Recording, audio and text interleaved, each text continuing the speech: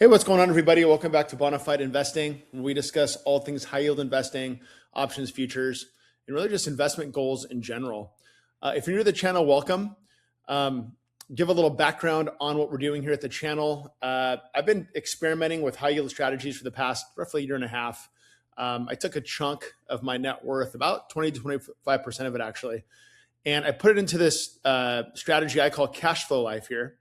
And the goal of cash flow life is to do two things. It's to pay my bills over time, as well as maintain and pay down my margin over time. So it's perpetual. I dollar cost average into it every market day. I hedge it for downside risks.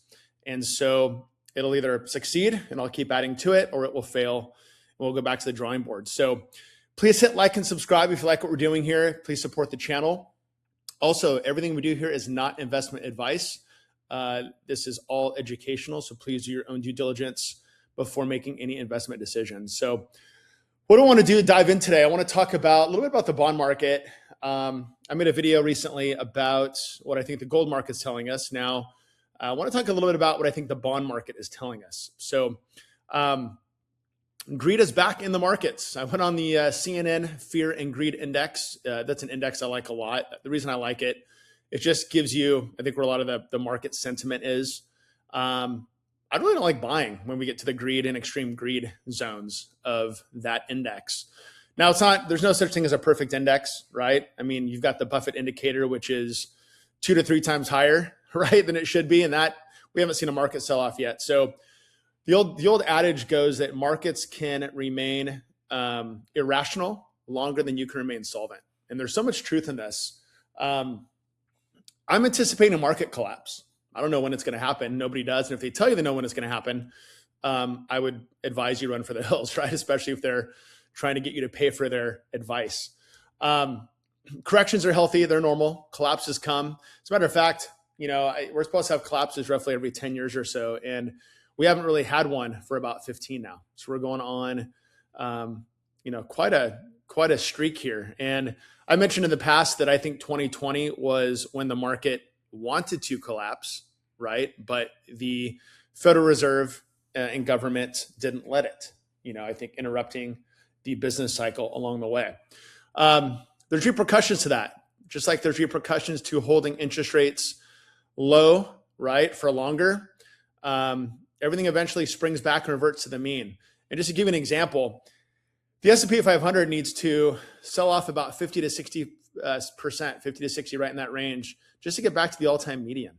So consider that. I'm anticipating a much bigger crash, and I hope I'm wrong. But in the meantime, I personally don't think that crash is coming tomorrow. It could. I stay hedged irregardless, right? So but the higher this market goes, the more I'm going to hedge with, inverse ETFs as well as long puts. So I want to talk about the bond market. Now, the Fed started to cut again, right? And all the cutting is going to do, I think, is just stoke more inflation. I think 2026 will be a year of higher inflation. One ETF I really like to hedge, this high yield portfolio, where I get, I guess, my long bond exposure, putting about 10% of it into is TLTW. I want to talk about it a little bit more in depth. I like TLTW for a couple of reasons. The first one is it pays a nice high yield of about 12% annualized. It goes up and down month to month, right? It might be lower than that, might be higher than that, but I found it to be about 12%. Reason I like it is that it has a good downside hedge, meaning when rates rise, bonds go down, right? And the longer duration on a bond, especially those that are 20 plus years in duration, the more interest rate risk, more interest rate sensitive they are, right? So if rates keep rising, long rates keep rising, I think they will, even with the Fed cutting, because we are getting that steepening of the yield curve. And good things don't usually come from that. But, as rates rise, I'm dollar cost averaging it back into this $20 per day, right? 10% back into the strategy. So what that means is I can buy it as it falls. And what's nice is as it falls, as interest rates become more volatile, the payout, the monthly distribution on this, I found is generally a little bit higher. So it makes up for some of that downside risk. The only thing about this ETF, the main thing I don't like about it is that when rates fall, it's going to miss out on some of the upside because it is a buy right fund, right? So it's buying TLT. It is selling calls on TLT slightly out of the money, right? So if rates just crash, this will not, I don't think, have a ton of upside like TLT will. But again, I would rather make up for that with the income that it pays me each and every month. So instead of getting about 4.1, 4.2%, right, I'd rather get closer to that 12%. But again, nothing's perfect, right? The last 30 years, we've seen that 60-40 portfolio do really, really well for a lot of investors.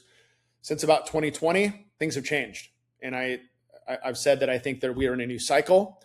We're going to see higher rates for longer. We're going to see higher inflation for longer moving forward, because the government, the only way they can stay solvent and keep this whole thing going is they've got to keep printing money. And that's going to cause a lot of inflation. So as inflation rises, investors want to be compensated for the risk they're taking in the bond market. Remember, Japan and China own us. They own many of our treasuries. So Japanese yields are rising. If the Japanese investors and banks want to start investing in their own debt, this could be an issue for our bond market, right? They start selling off our treasuries to buy their own, to buy gold, to buy things that they might trust more, considering that we have a debt that mathematically cannot be repaid, right? So there's a lot of things. There's a lot of things that could really hurt the bond market. And I think we've seen from 2021 to 2023, bonds were down 54%. That's not a conservative hedge, right? So I really don't think bonds are going to have the conservative hedge they once did. Now, I think for right now, we're seeing a little bit of leveling off, right? The yield curve is re-steepening, but remember, it doesn't have to keep re-steepening, right? It can level. I think from a risk return view right now, I think the long bonds, not in a horrible place, but I think rates will go higher. So again, I like this to kind of hedge the inflation component, right? That 12% distribution, as well as when interest rates do get volatile, the distributions generally rise with this ETF. And it's also got that hedge where if we do go into a collapse, a correction, a deflationary sort of move in the markets, historically, TLT, the long bonds have done extremely well. Doesn't mean they will next time, right? But, just based on history, I think that this is a good hedge should we go into a deflationary episode. So I want to talk a little bit about that. I think bonds right now are telling us inflation is on the horizon, right? Because when the Fed starts cutting and the long rates start going up, going in the opposite direction, it's usually not a good sign, right? So I think we could see a 4.5 or 4.6 10-year here, possibly even in Q1 of 2026. We'll see. But I think rates will keep going up for the foreseeable future, especially, once I think inflation starts ticking back up as well. So those are some of my thoughts on the bond market. Just like I said in my last video, the gold market is sort of flashing a be careful out there sort of warning to all of us. I think the bond market is as well. So if you are doing a high yield portfolio, again, the only real true hedge in this portfolio, I think, is SGov, right? 10%. It's literally just cash, right? And I am in the cash is trash camp, right? But what we've seen historically is that when markets implode and we have that deflation, cash becomes a valuable tool, helps you buy back into quality assets at much lower prices, right? So again, same plan I have with my long puts, the QQQ SPY, is that if and when this market does collapse, I'm going to take that cash, since these will appreciate hundreds, if not thousands of percent, and I'm going to put it back into quality assets at much lower prices. Probably not necessarily everything back into this strategy, right? But some of it, and then probably finding some good quality stocks that have just been beaten down really, really bad. Think Amazon, right? During the great financial crisis, went from about $113 to $6 a share.